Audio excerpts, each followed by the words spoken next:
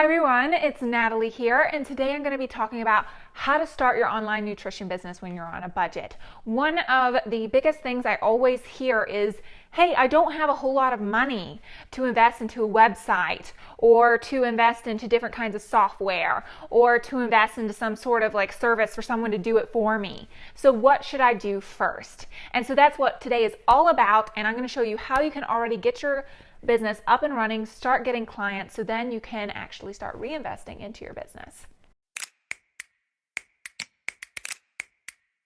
Before we get into this video today, I am excited to announce that Grow Your Impact is currently open for enrollment. So if you are interested in a free one-to-one consult with me, be sure to stick around to the end for the full details about how you can take advantage of that and actually apply for that. Now, the first thing that I really want you to take away from this video is that you want to start getting clients first and then reinvest that money back into other things in your business.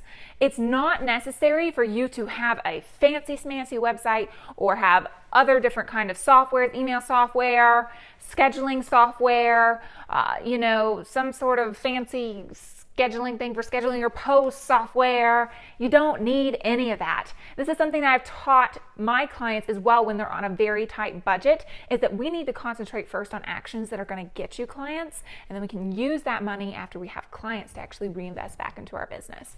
So I want to give you a couple examples of a couple people that did this successfully so you know that this is possible for you too. The first is one of my clients, Una. I actually recently started working with her, and she asked me, hey, I don't think I can invest this other money then into all these other things that you recommend.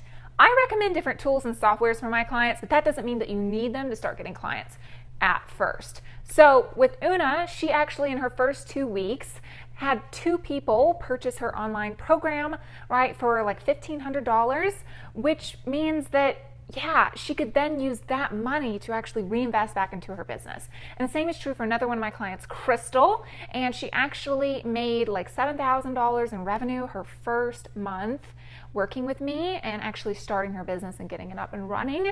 And she didn't use any of the things that I recommend software-wise. She now is starting to use them now that she has good cash flow, but she didn't have to use them to start getting clients. So with that said, an extension of this principle is that you don't want to listen to anyone who tells you to spend a ton of money on branding, to relaunch your website, to create a website, to, let's see what else there is, to spend money on professional photos, to buy all these fancy schmancy softwares, whether that's funnel software, whether that's scheduling software, whether that's a client portal software. Don't invest in any of that stuff. Yes, you'll need that later on to streamline your business. Different things like that can be so helpful with your business, but in the beginning, I don't recommend you start doing things like that. In fact, if someone tells you that, I would recommend you just not invest money to actually work with that person, because they're not going to be helpful for you with the type of budget you have. So what I say is, hey, let's transfer to the type of activities and different things that we need to be doing first and foremost to actually attract the type of clients we want. And then we can take that amount of money and reinvest and make things better and smooth things out and stuff like that. So the next thing you need to make sure you do is actually pick a niche. So I know I talk about this in a lot of my videos, but I still see people out there thinking they have a niche when they don't have a niche at all. If you're thinking that you're going to help people with developing healthy habits or creating a healthy lifestyle, that's not a niche. A lot of things that apply to everyone means that we're not attracting a specific type of client. And the easiest way when you're getting started is not to go general.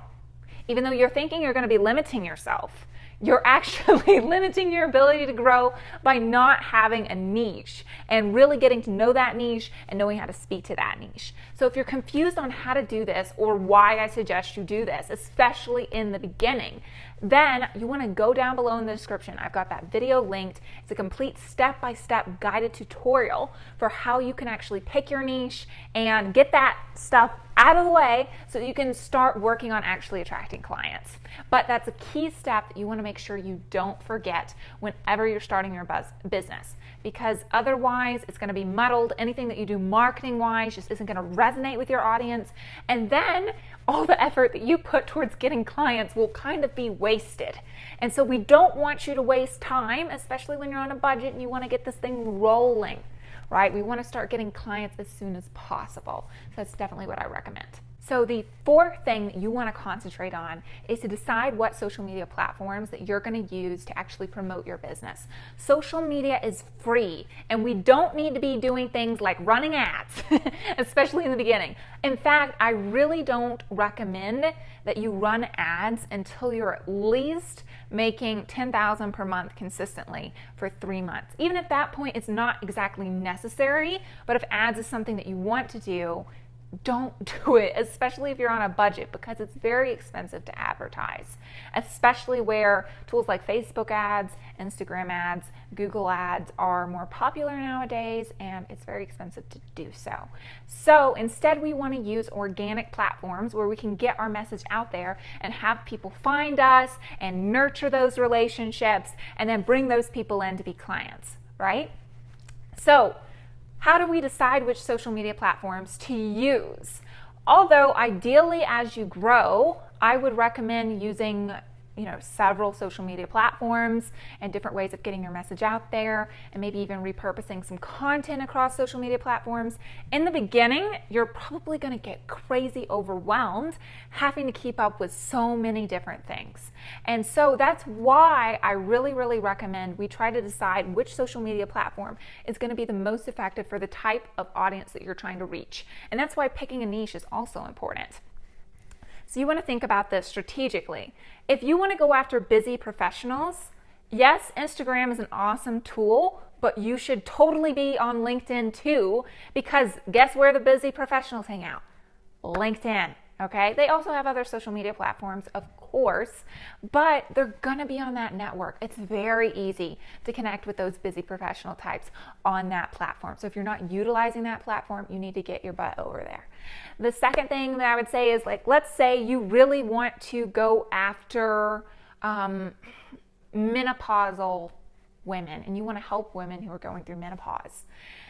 A lot of women who are in that age group aren't always on Instagram, okay? Or a lot of times they're more on Facebook. So you need to think about, hey, maybe I should create a Facebook group. Maybe I should get myself integrated into other Facebook groups and become an authority in those different Facebook groups. And so you want to think about this strategically based on who you're hoping to reach. My fifth tip is to stop selling sessions, consultations, or anything that's one-off. First of all, I don't understand why a lot of people do this, because the thing is you know deep down that if someone comes to you for 1 hour, they are not going to be able to solve their problem like they would be able to if they came to see you over a consistent basis to really implement that kind of lifestyle change and really build those habits that support them and have them get amazing results, right? You know that.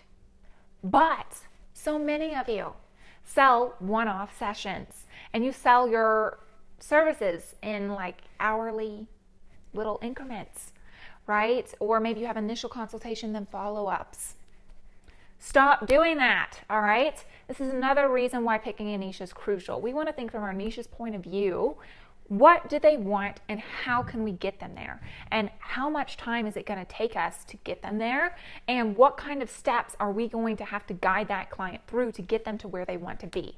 And then when we think that in mind, that's why we're going to start selling an actual solution to our niche's problems. And I recommend packaging this inside of a online program, okay? So I didn't say a package. I used the wrong word there. I guess a lot of people think then we just bundle a ton of sessions together. I don't want you to do that. That's not the point here. But you want to think of this as an online program to get people to where they want to be. And so I really recommend this too, because whenever you're first starting, inconsistent income can kill you. And it can make transitioning out of your job or getting your business off of the ground very, very, very challenging, because you're only getting paid a little teeny tiny bit and we don't even know if that person's going to come back. Plus, you will want to work with highly motivated, committed people. When people have to commit to working with you for a longer period of time, they're going to be more invested, not just monetarily, but also by implementing what you say to do.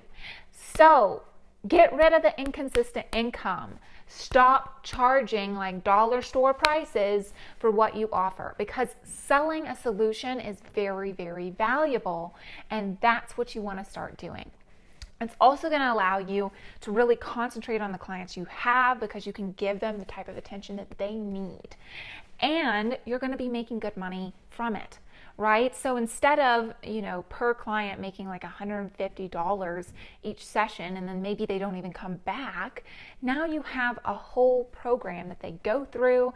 You like working with them better, and now your income is much more consistent, it's much more stabilized, and then you actually have the ability to reinvest back into your business to get more and more and more clients. Now, my last tip is more of a mindset thing, but this is kind of crucial because I see a lot of people mess up on this area.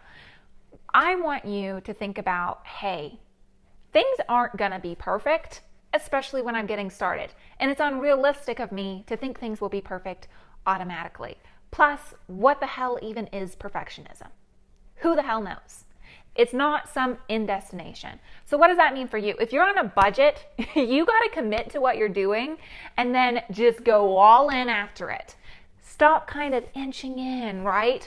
I want you to fully commit and go out there and fully act like that person who's already getting, a lot of clients. And what does that mean? You're probably going to be more confident. You're going to be really going out there and being consistent with what you're doing.